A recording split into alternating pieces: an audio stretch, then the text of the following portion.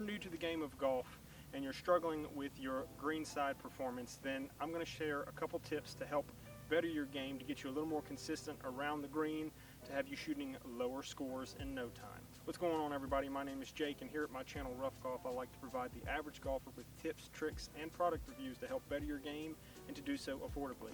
Now, if that sounds like something you're interested in, then please consider subscribing and smacking that notification bell so that you don't miss any of my future content.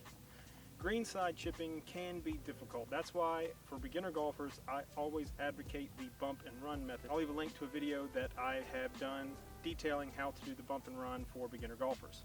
Now, if you're comfortable with the bump and run and you want to move on to something a little more advanced, like greenside chipping, then I'm going to give you a little trick that you can use to get the ball closer to the hole as opposed to hitting the ball chunky or blading it and having it going across the green.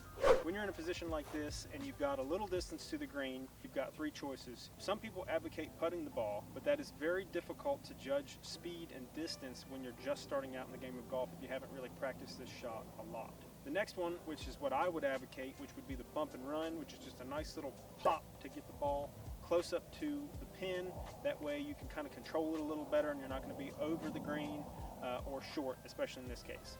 Third option is to do a greenside chip. This is a high risk, high reward move, but I'm going to show you kind of like an in-between stage between a full-on greenside chip and kind of a bump and run.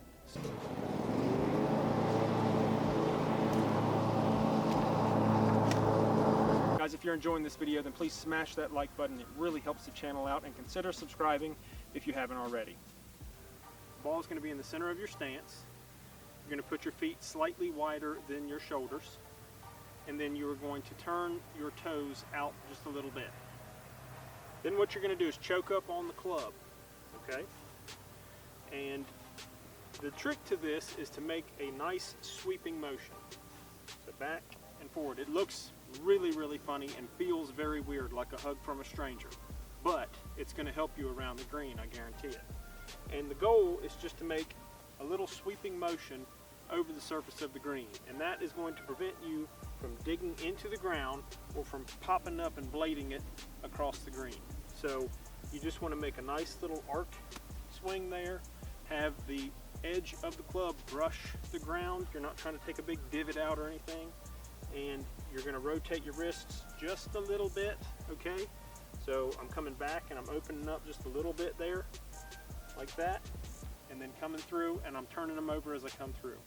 And you can adapt this to different yardages. It works really well on these small shots around the green, but also 15, 20 yards out, it will work just as good. This is what it looks like from a side shot.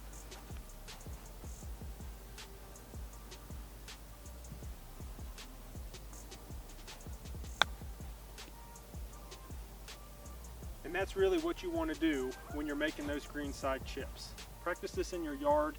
If you don't have the opportunity to get to the range, this is really going to help you out, especially around the greenside. If you're a beginner golfer and you're comfortable with the bump and run, you want to try to graduate a little bit up towards doing some greenside chipping, then start with this method. It will really help you out. Your scorecards will appreciate it. I guarantee it. Go out there, try it, break 100. Let me know what you think down in the comments below. Let me know how your game's going. Thank you so much for watching, and as always, keep on swinging.